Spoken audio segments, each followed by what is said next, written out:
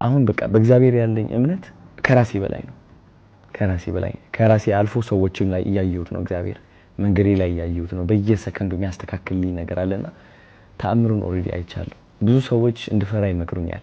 ተጠንቀቅ፣ እንደዚህ ብትሆንስ፣ እንደዛ ብትሆንስ። ይህ ሁሉ ያመቻቸልኝ እግዚአብሔር ራሱ እጄን ይዞ ወደ ዓላማዬ እንደሚያደርሰኝ እርግጠኛ ነኝ። ሰይጣን ድሮን የለው፣ ስናይፐር የለው። የሰይጣን ትልቁ መሳሪያ ፍርሃት ነው። ፍርሃት ደግሞ ክሪፕል ያደርጋል። 2 ሜትር ቁመት ይዘህ እንሽዋና አትሄድም። ብዙ ገንዘብ አለ አትጀምር። አገር የሚቀይር ትልቅ ኤነርጂ አለ አንተ ውስጥ አትሞክር። ፍርሃት መጥቶ እንዳትሞክርለ። ፍርሃትን መዋጋት ያስፈልጋል። ፍርሃትን የምንዋጋበት የመጀመሪያው መንገድ በቃል ነው። መዝሙረ ዳዊት ምዕራፍ 118 ቁጥር 6 ላይ እግዚአብሔር ረዳቴ ነው አልፈራም፣ ሰው ምን ያደርገኛል? ይሄንን ወርድ ነው አንተ ስግጥ ፍምስ ውስጥ ያስተማርከው። እንደዚህ ሰዎች ደፍሮ እንዲወጡ ወደፊት ምንድነው ታዲያ የምታስበው? ወደፊት አሁን እየተገለጸልኝ ነው በጣም አዲሱን ጄኔሬሽን በመንፈሳዊ ደረጃ ወደፊት እያሳየሁት እንደሆነ መንገዱን እየተሰማኝ ነው ያለው። ስራዬ ከአሁን በኋላ መንፈሳዊ ነው። እግዚአብሔር ምላሴ ላይ ነው የሚያድረው፣ ልቤ ላይ አድሮ መልእክት ይነግረኛል። ፍቅርን መስበክ እፈልጋለሁ፣ አንድነትን፣ በራስ መተማመንን፣ ስኬትን፣ ለዓላማ መቆምን፣ ለዛ በቃ መነሳት እፈልጋለሁ። እሱ ነው ዓላማዬ ብዬ ነው የማስበው። እኔ ሰዎችን ማዝናናትም ደስ ይለኛል። ያው መምከር ብቻ ሳልሆን እኔ መዝናናትም በቃ ራሴ ነኝ። በቃ ኢንተርቴይንመንትም ነኝ። አዶናይ ሁሉም ነገር ነው። አንድ መንገድ ብቻ አይደለም የሚመራው። የፈለኩትን መንገድ መርጬ ሰው እስካልጎዳው ድረስ ትልቅ ደረጃ መድረስ እፈልጋለሁ። በመንፈሳዊ ደረጃም በዓለማዊ ደረጃም ሁሉም አመጣጠኝ ማለት ነው። በእኔ ማናስብ ቃሉ በጣም ተመችቶኛል። በጣም ነው የተመቸኝ። እንደውም አንተ አሁን መሰገጥ ነው ያልከው አለ መሰጋገጥ ነው ያለብህ። መሰገጥን እንደውም ትተህ መሰጋገጥ ነው ያለብህ። አዲስ ቃል እየጠበቁ ነው አሁን እንግዲህ ስግጥግጥ ፍምስ እንለዋለን። ስግጥግጥ በቃ ወይ ስግጥግጥ ፍምስ። ስግጥ አንዴ ይረግጣል። ስግጥግጥ ግን 3 ነው የሚረግጠው። በደንብ መድረስ አለበት። እንደውም ማብዛት ይችላሉ። ስግጥግጥ እያሉ እንደውም እስከሚሳካላቸው ድረስ አያቋርጡ። እያበዛህ መሄድ ነው በቃ። አቋምን ከቀየርክ አሁን የመጣው ነገር በሙሉ ተመልሶ ይሄዳል። አንተም የድሮ አዶናይ ትሆናለህ። ሰግጥህ ረግጥህ አልሰማም ብለህ ታርጌትን ምታ ነው። የመረዳት አቅሙ ትንሽ የሆነ ሰው መሰገጥ የሚለውን ቃል ወስዶ ሱሪ አውልቆ ሊሄድ ይችላል። ይሄ የልጁ ጉዳይ ነው። በመቶ ጤናማ ውስጥ አንድ እብድ አይጠፋም። ይሄ ይጠበቃል። ምንም ብታስተምር አዶናይ ሀገር እያጠፋ ነው ብሎ መንግስት ጣልቃ ግባ፣ ትምህርት ሚኒስቴር ጣልቃ ግባ ማለት በጣም የወረደ ከመሬት በታች የሆነ አስተሳሰብ። አዶናይ ትምህርት ሚኒስቴር አዶናይን ይጠይቀው ነው ያልከው አንተን ደግሞ ፍትህ ሚኒስቴር መጠየቅ አለ። ትምህርት ሚኒስቴር በተለይ ይሄንን ከልት የሆነውን ነገር መንግስት ዝም ማለቱ ወይም የትምህርት ሚኒስቴር ዝም ማለቱ ለኔ አግራሞት ፈጥሮብኛል። የሚያስተምረው ትምህርት አገርን ከጎዳ፣ ትውልድን ከጎዳ፣ ብሔርን፣ ፖለቲካን፣ ሃይማኖትን የሚነካ ከሆነ መንግስት ራሱ ያያል። በቂ በላይ የሆነ አይን ያለው መንግስት ቲክቶክ ስላለ ሁሉም ሰው እንደዚህ ስልክ አድርጎ ማንኪያ ከእጁ ሲወርቅ መንግስት፣ ፍሪጁ አልከፈት ሲል መንግስት፣ በሁሉ መንግስት ይላልና ቲክቶክ ያመጣው ትሬንድ ነው። ይሄ ትሬንድና ሁሉም ሰው መንግስት ስላለ መንግስት ለሁሉም ሰው አቤት አይ። መንግስት የራሱ አሰራር አለ። መንግስት የራሱ ህግ አለው። ህገ መንግስት አለ። የሰዎችን የሀገርን ደህንነት እስካልነካ ድረስ እንደፈለገ አንድ ሰው ማራመድ ይችላል። በዚህ ነገር ላይ ዝም ብሎ ሰዎች መንግስት ትምህርት ሚኒስቴር መንግስት ስላለ ሐሳብ መቀየር የለም። አንድ ጥያቄ ልጠይቃችሁ። ኮንፊደንት መሆን ትፈልጋላችሁ? ስኬታማ መሆን ትፈልጋላችሁ? መድረስ ያለባችሁን ደረጃ አውቃችሁ ይገባኛል ብላችሁ መድረስ ትፈልጋላችሁ? ይልቁንስ መሰገጥ ጀምሩ። በራስ መተማመን ጀምሩ። ለዓላማችሁ መቆም ጀምሩ። ሰዎችን ሳትረብሹ፣ ሰዎችን ሳትጎዱ፣ ሀገርን ሳታበላሹ፣ በመጥፎ ስም ሀገራችሁን ሳታስጠሩ ራሳችሁን ቀይሩ። በጥሩ ስም ሀገራችሁ አስጠሩ። ኢንተርናሽናል ሁኑ። በራሳችሁ ተማመኑ። የኢትዮጵያ ዘፋኝ ብቻ ነው መሆን የምችለው ብላችሁ ከምታምኑ ሰግጣችሁ ዓለም ላይ ታዋቂ ዘፋኝ መሆን ይችላል ብላችሁ እመኑ። 500,000 ፎሎወር መድረስ አልችልም ብላችሁ ካመናችሁ ተሳስታችኋል። 5 ሚሊዮን ፎሎወር ይገባኛል ብላችሁ ሰግጣችሁ መስራት ጀምሩ። አያችሁ፣ መሰገጥ ማለት ጥብቅ አድርጎ ማመን ነው። እግዚአብሔርን ማመን፣ በልብህ መከተል፣ ሰዎች ምን ይሉኛል እያልክ አለመፍራት። ሰዎች ምን ይሉኛል እያልክ አለመፍራት ማለት ደግሞ ልብስህን አውልቀህ መንገድ ላይ ሩጥ ማለት አይደለም። ለዓላማችሁ መቆም ነው። ለዓላማችሁ መቆም፣ በዓላማችሁ መጽናት ነው። ነገሮችን አለማፍረስ።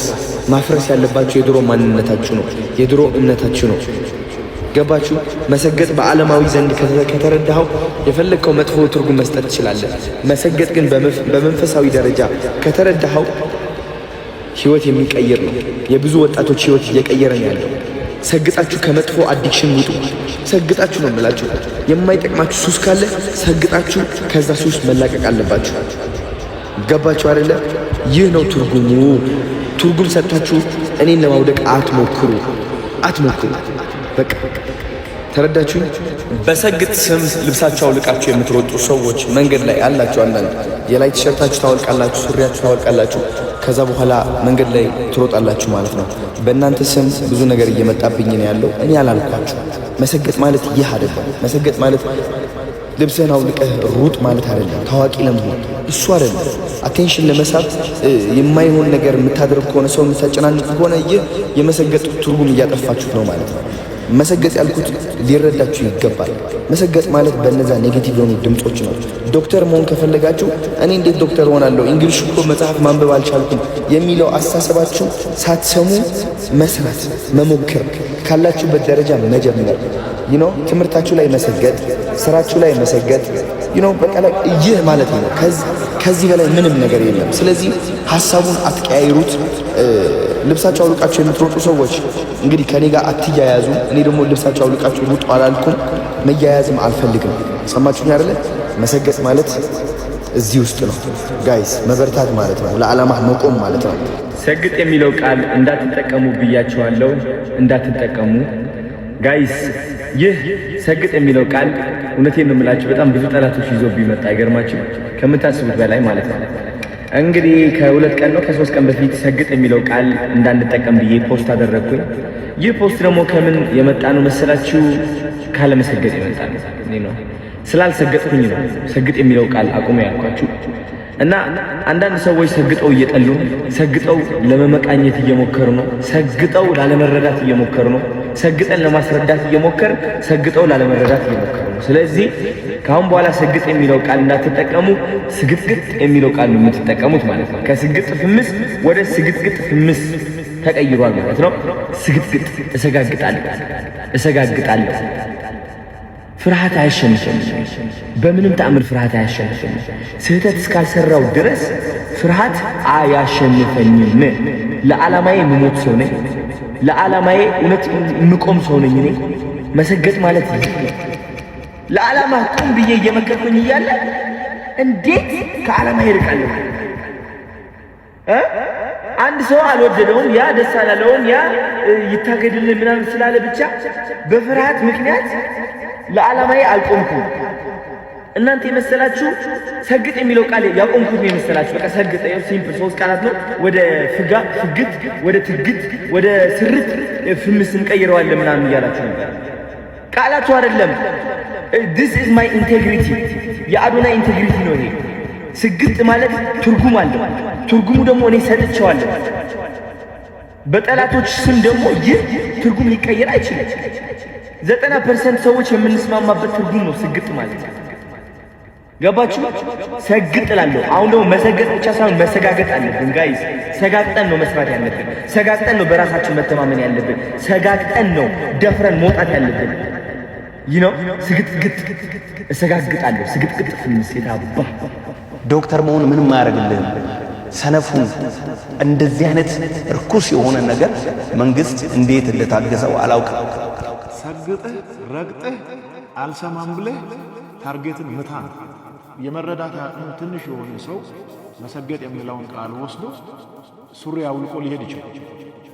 ይሄ የልጁ ጉዳይ ነው። በመቶ ጤናማ ውስጥ አንድ እብድ አይጠፋም።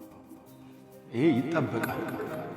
ምንም ብታስተምር አዶናይ ሀገር እያጠፋ ነው ብሎ መንግስት ጣልቃ ግባ፣ ትምህርት ሚኒስቴር ጣልቃ ግባ ማለት በጣም የወረደ ከመሬት በታች የሆነ አስተሳሰብ። አዶናይ የሚያስተምረው ትምህርት አገርን ከጎዳ፣ ትውልድን ከጎዳ፣ ብሔርን፣ ፖለቲካን፣ ሃይማኖትን የሚነካ ከሆነ መንግስት ራሱ ያያል። በቂ በላይ የሆነ አይን ያለው መንግስት ቲክቶክ ስላለ ሁሉም ሰው እንደዚህ ስልክ አድርጎ ማንኪያ ከእጁ ሲወርቅ መንግስት፣ ፍሪጁ አልከፈት ሲል መንግስት፣ በሁሉ መንግስት ይላልና ቲክቶኩ ያመጣው ትሬንድ ነው። ይሄ ትሬንድና ሁሉም ሰው መንግስት ስላለ መንግስት ለሁሉም ሰው አቤት አይ መንግስት የራሱ አሰራር፣ መንግስት የራሱ ህግ አለው፣ ህገ መንግስት አለ። የሰዎችን የሀገርን ደህንነት እስካልነካ ድረስ እንደፈለገ አንድ ሰው ማራመድ ይችላል። በዚህ ነገር ላይ ዝም ብሎ ሰዎች መንግስት ትምህርት ሚኒስቴር መንግስት ስላለ ሀሳብ መቀየር የለም። ሰግጠን ለማስረዳት እየሞከር ሰግጠው ላለመረዳት እየሞከሩ ነው። ስለዚህ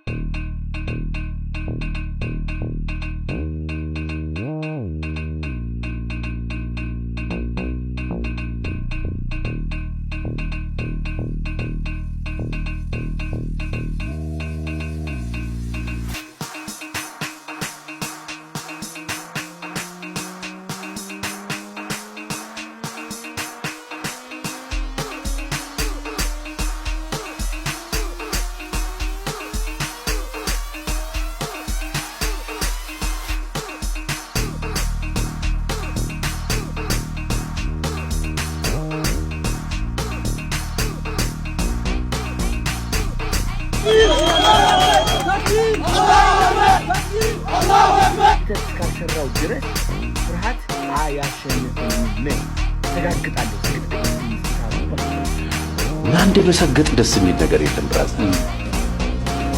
አየህ በቃ እንደዚህ አይነት ስግጥና ስግጠት ከሆነ ራስን ማዳን በቃ እንደሱ ሰገጥ ይባላል። ፋራ ያለኝ ሰውዬ እኮ ሲጋራ ስላቆምኩ ሰግጠ ረግጠ አልሰማም ብለህ ግብህን ምታ ሲል ነቢይ እዩ ጩፋ ለተጽዕኖ ፈጣሪ ቲክቶከሩ አዶናይ ምክሩን ለገሰው። የመርዳት አቅሙ ትንሽ የሆነን ሰው መሰገጥ የሚለው ቃል ወስዶ ሱሪ አውልቆ ሊሄድ ይችላል። ከመቶ ጤነኛ አንድ እብድ አይጠፋም። አዶናይ ሀገር እያጠፋ ነው፣ መንግስት ጣልቃ ግባ፣ ትምህርት ሚኒስቴር ጣልቃ ግባ ማለትም በጣም የወረደ ከመሬት በታች የሆነ አስተሳሰብ ነው። የአዶናይ ትምህርት ሀገር የሚጎዳ ከሆነ መንግስት ራሱ ይመለከታል፣ ያያል። አይን ያለው መንግስት ነው። ማንኪያ ከእጁ ሲወድቅም መንግስት የሚል አለ።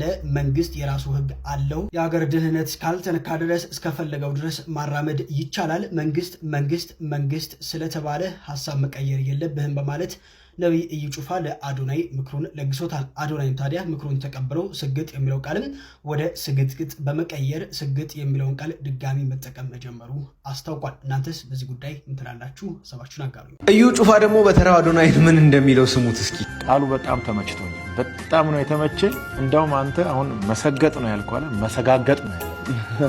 ተመልከቱ፣ አዶናይን ጠርቶት እንደዚህ ስለው ብዙ ሰዎች ልትገረሙና ግራ ልትጋቡ ትችላላችሁ።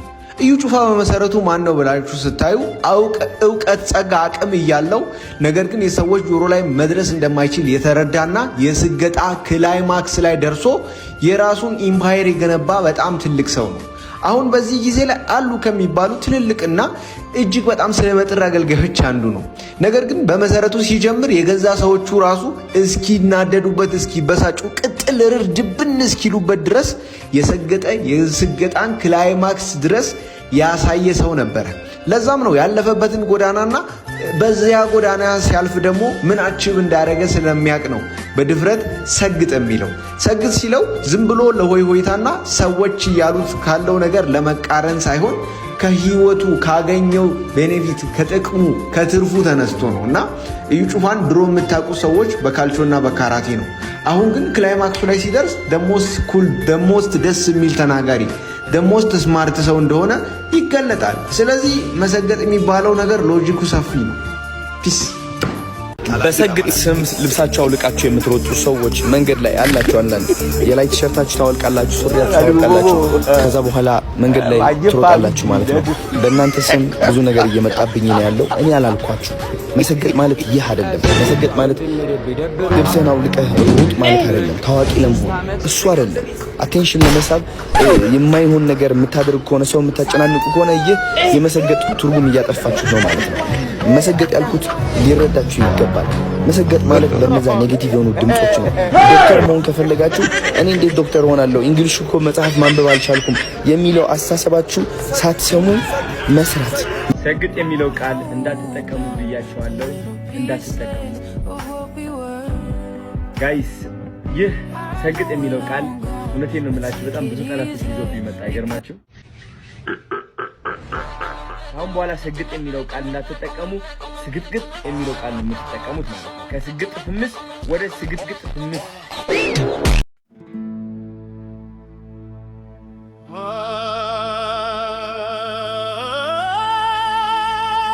አዶናይ ይድረስ ለአዶናይ። ባይዘው አንድ ነገር መናገር እፈልጋለሁ ለአንተ ቃልም እገባልሃለሁ። እኔ ራሴን ቀይሬ ያሳያለሁ። እንዴት መሰል አንደኛው ባይዘው እንደዚህ በህይወቴ እንደዚህ አይነት ነገር አልወድም ነበር። አሁን ግን ፍላጎቴን እስካሁን ገድቤው ነበር። ነፃነት ሰው ምን ይለኛልን ትቼ በተለይ አንድ ነገር በዚህ 3 ዓመት ውስጥ ትንሽ የዲስክ ችግር አጋጥሞኝ በሞራልም የተጎዳውበት ጊዜ ነበረ በብዙ ነገር። አሁን ግን ቃል እገባልሃለሁ በብዙ ነገሮች ተሽዬ እንደምገኝ አሪፍ ሰው ወደ ስራዬ እያመመኝም ቢሆን እገባለሁ ወደ ስራዬ።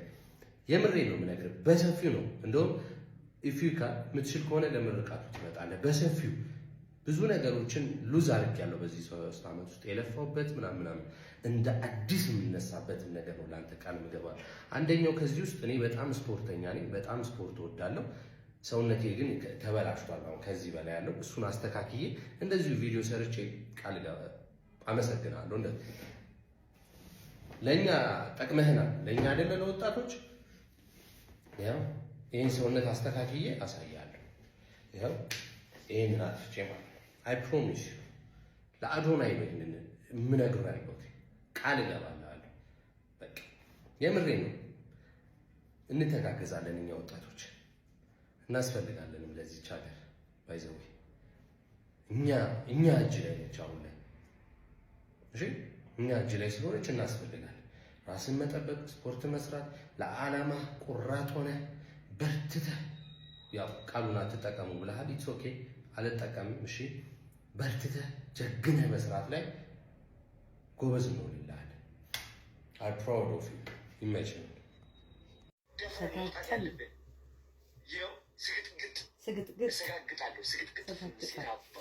ምንድን ነው የሚለው? እሰጋግጣለሁ። ስግጥግጥ አዲስ ቪዲዮ ሰርቶ እኔ አሁን ግን ምሰግጥስ ሰግጥ እውነት ስግጥግጥ ይሰግጥ። እሱ እኮ ስለ ቲክቶክ ወደብ የገባው ሰው ሰግጡ ስግጥ ፍምስ ስለ ልሰግጥ ምን አባቱ መሰገጥ ነው። ጋይስ እንደሚመስለኝ ከሆነ እንግዲህ ለሰግጥ ፈምስ ለሚለው ቃል አዶናይ ሳይነግረን ፍቃድ ሳይወጣለት አይቀርም መስሎኛል፣ እየመሰለኝ ነው። እንግዲህ እነዚህ ናቸው እንግዲህ 13ቱ የሰግጥ ፈምስ ህጎች ተብለው የወጡትኝ። የመጀመሪያው በራስ አለማፈር፣ ራስን መውደድ፣ በራስ መተማመን፣ የሰው አሉታዊ ምክርን አለመስማት፣ የጀመርከውን አለማቋረጥ፣ ሰዎችን መርዳት፣ አለመቅናት ይሰመርበት፣ ራስን አለማወዳደር፣ ታለንት የለኝም አለማለት፣ የሰውን ሰላም አለመጋፋት፣ አስምሩበት እዚህ ላይ የሰውን ደህንነት መጠበቅ፣ ሰርተ ሀገርን በጥሩ ማስጠራት፣ 13ኛውና የመጨረሻው ለዓላማ መቆም። እንግዲህ አሁን በተደጋጋሚ የመጣችሁ ሰግጥ ፈምስ ማለት እንዲህ ነው እያላችሁ በተሳሳተ መንገድ የምተረጉሙ ሰዎች ምን ውስጥ ልገቡ ነው? አለቀ እንግዲህ ይመቻል። ይድረስ ለአዶናይ። እኔ ባርች አንድ ነገር ላውራ። የውበት ስራ ላይ ከገባው ወደ 14 ዓመት አካባቢ ሆኖኛል። የራሴን ከጀመርኩ ወደ 8-9 ዓመት ሆኖኛል። የራሴን ፀጉር ቤት ብዬ ከጀመርኩና የሆነ ቀን ላይ አንድ እህቴ ሳሎኔ ትመጣለች። የመጣችበት ምክንያት ፀጉር ቤቷ ላይ የጎደሉ እቃዎችን ለመግዛት ነው። ያኔ ጀማሪ ነበር፣ ትንሽ ቤት ነው ያለኝ፣ ግን እቃ በጣም መግዛት ስለምወድ ቤቴ ውስጥ እቃ ብዙ እቃ ነው ያለው፣ የፀጉር ቤት እቃ። ወደፊት እግዚአብሔር ብሎ ከተሳካልኝ ትልቅ ፀጉር ቤት ይኖረኛል ብዬ ስለማስብ እና መጣች፣ ገባች፣ እቃዎች ትፈልጋለች፣ የሆኑ ሻሽ፣ ሽርጥ ምናምን የፀጉር ቤት አለ፣ ካውያ፣ ቢጎዲ ምናምን ጎሏት ነበረ። ያው አንተ ላታውቃቸው ትችላለህ እነዚህን እና እነዚህ ጎሏት ነበር እና ይዛት የመጣችው ሌላ ሴት ነች፣ የውበት ባለሙያ ነች። እና ይኸው እሱ ይሸጣል እቃ ብላት ነው፣ እቃ እየገዛው ሸጥ ስለነበረ መጣች። ምንድነው ምናምን አልኳት። ፀጉር ቤት ከፍቼ እንደዚህ ትንሽዬ እንደዚህ ስትለኝ ኦኬ ምንድነው የጎደለሽ? እንደዚህ ካውያ ቢጎዲን ምናምን አለች።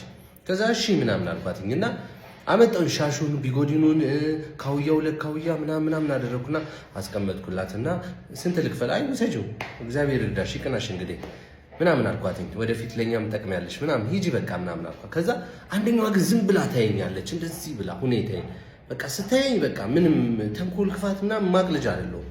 እዛ ውሰጂ በቃ አብሽሬ የኔ እናት በርቺ ብቻ አንቺ ጀግኝ የኔ እህት ምናምን አልኳትኝ። ጀማሪ አበረታታለሁ ባይዘው ወይ ብዙ ልጆች በእንደዚህ ብዙ ያገዝኳቸው ልጆች አሉ። ማደርገውን ነው የምናገር ያሉት እና ገርማ ታየኛለች። ከዛ በጣም ነው ማዝነው ግን ይቅርታ ግን አለችኝ። ይቅርታ ማለትም ባርች ያ ሁሉ ስራ ያለው እንደዛ ብዙ ሰው የሚገባበት እንደዛ የሚለፋ ልጅ ሰዎች ግን ላንተ መጥተው ስላንተ የሚያወሩት አንዱ መድኃኒት ይሄ ምንድነው እኔ አላቅም፣ እንደዚህ አይነት ነገር መረጃ የለኝም። ባይዘው ወይ በቅርብ ነው ያወቅኩት። ራሱ ይሄ ጥንቆላ ነው የሚባለው።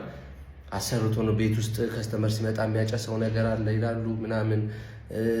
ሴቶች ስለሚመጡ ከሴቶቹ ጋር ያለው ግንኙነት ጨረሳቸው ምናምን ነገር ይላሉ። ግን አንድ ነገር ምን ነገር አለችኝ። ሶሪ በጣም ይቅርታ ማለት ለሰውላ ተናግራለች እንደዛ ብላ ከሰዎች ሰምታውላ ማለት ነውና ብዙ ነገር ነው ልትሰማ የምትችለው። አንተ እኮ እየለፋ እኮ ነው፣ አንተ እየሰራ እኮ ነው፣ ሰዎችን እያገዝክበት እያስተማርክበት ምን እያልክበት፣ ግን አለ አይደለ አለ የሆነ ሰው ኤክስ የሆነ ሰው አለ ደግሞ ስለአንተ ምንም ማያውቅ ቀርቦ አብሮ በልቶ ሻይ ቡና ጠጥቶ በርቀት ምንም በቃ ስለአንተ የማያውቅ ሰው እንደዚህ አይነት ወሬዎችን ሊያወራ ይችላል። ስለዚህ ግን አንተ ምን ማድረግ አለብን? በርትተህ መስራት፣ ባለህ ሞቲቭ መቀጠል፣ አስተዋይ መሆን። ገባህ አይደለ? የሚያማክሩ ሰዎች ያስፈልጋሉ፣ አስተዋይ የሆኑ። አንተም ጎበዝ እንደሆን ካውቃለሁ ማለት እዚህ ደረጃ ዝም ብለህ አልደረስክም፣ ግን ማብሰልሰል፣ ይሄ ነገር ቢከሰት ይሄ ይመጣል። እኔ እንደዚህ አይነት ባህሪ ስላለኝ ነው የሆነ ነገር ሀፕን እንዳያደርግ ቀድሜ ነው 10 እጅ አልፌ ሄጄ ያንን ነገር አብሰልስዬ እንትን የምለውና ጊዜ ስጥ ለራስህ። ማታ ላይ ቁጭ ስትል የራስህ ጊዜ ቁጭ ብለህ ብቻ የምታወራበት ከራስህ ጋር የምትመካከርበት የምትጽፍበት ምናምን ጊዜ ይኑር። በሰው የተከበብክን አይ ነው የሰዎች ፍቅርም ስላለ እዚህ አንተ ግን እንደዛ ማድረግ ብትችል የራስህ ጊዜ ቁጭ ብለህ ይሄ ነገር እንደዚህ አይነት ችግር ያመጣል፣ በተለይ ይሄ ከመንግስታዊ ከሆነ ነገር ጋር የተነካካ እሱ መተንተን ማለት በጣም የምጠነቀቀው ነገር ስለሆነ ነው። እኔ በቃ ከመንግስት ጋር ሊያገር እኔ እግዚአብሔርን ከመንግስት መብራት ሁላ ባልጠቀም ደስ ይለኛል። ብር ቢኖረኝ ጄኔሬተር የራሴ ነዳጅ እየገዛው ቢሆን ደስ ይለኛል። አይደለምና ሌላ ኢሹ ውስጥ ልገባ ማለት ነው። ስለዚህ አንተም ወንድሜ እንደዚህ አይነት ባህሪ ቢኖር ሰዎች በብዙ መንገድ ነው ስለአንተ የሚያወሩት፣ ስለኔ የሚያወሩት፣ ስለእንትና የሚያወሩት። ፎከስ ግን ግብ አለ። የሆኑ ሰዎችን ለመቀየር ለማገዝ ዝግጁ የሆንኩ ሰው ነኝ በተፈጥሮዬ። ስለዚህ ፎከስ እሱ ላይ ነው የሚሆነው። እዚህ ጋር ኤክስ ነገርም ሊኖር ይችላል። አሮንኬር ይቀጥላል። ይመቸኝ አባት፣ እናንተም እንደዛው። ይሰግጧታል፣ በአለላ ያሳምሯታል። እኔ ምንት ብዬልሃል ይሄንን ወቁ ብዬ ይሰግጡታል። ሰገጠ የሚባለው በአለላ ዙሪያውን እንዲያምር እንዲጠነክር ማድረግ ነው። ሰገጠ ሰግጩ ይባላል። ጎሽ ቆንጆ አድርገሽ ሰግጩ ባለላ ወይም ደግሞ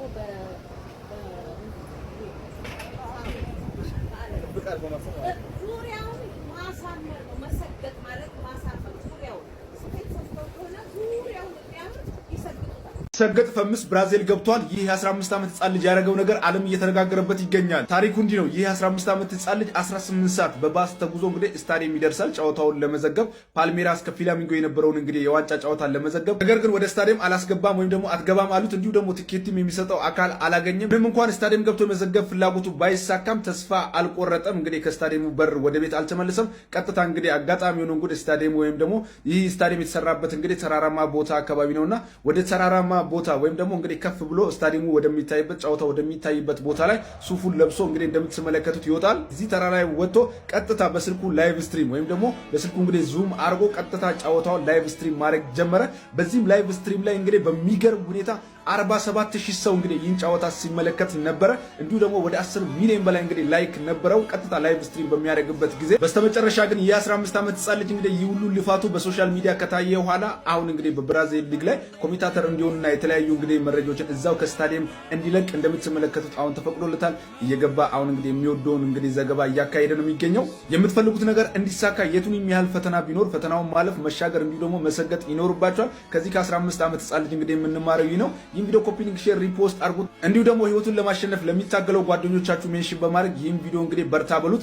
ፎሎ፣ ሪፖስት፣ ኮፒ ሊንክ ማድረጋችሁ እንዳይረሳ። ነብይ እዩ ጩፋ ከአዶናይ ጋር ያደረገው ንግግር እንግዲህ በይሳ በሶሻል ሚዲያ ላይ በከፍተኛ ሁኔታ መነጋገሪያ ሆኗል። እዩ ጩፋም ለአዶናይ ሰግጠህ ረግጠህ አልሰማም ብለህ ግብህን ምታ፣ የመረዳት አቅሙ ትንሽ የሆነ ሰው መሰገጥ የሚለውን ቃል ወስዶ ሱሪ አውልቆ ሊሄድ ይችላል። ከመቶ ጤነኛ አንድ እብድ አይጠፋም። አዶናይ ሀገር እያጠፋ ነው፣ መንግስት ጣልቃ ግባ፣ ትምህርት ሚኒስቴር ጣልቃ ግባ ማለት በጣም የወረደ ከመሬት በታች የሆነ አስተሳሰብ ነው። የአዶናይ ትምህርት ሀገር የሚጎዳ ከሆነ መንግስት ራሱ ያያል። መንግስት የራሱ ህግ አለው። የሀገርን ደህንነት እስካልነካ ድረስ የፈለግከውን መስራት ትችላለህ በማለት ነብይ እዩ ጩፋ አዶናይን መክሮታል። ይህም ምክሩ እንግዲህ በይሳ በሶሻል ሚዲያ ላይ በከፍተኛ ሁኔታ መነጋገሪያ ሆኗል። ስለዚህ ጉዳይ ምን ሀሳብ አላቸው? ሀሳባችሁን ኮመንት ላይ ጻፉልን። ፎሎ በማድረግ ቤተሰብ ይሁኑ።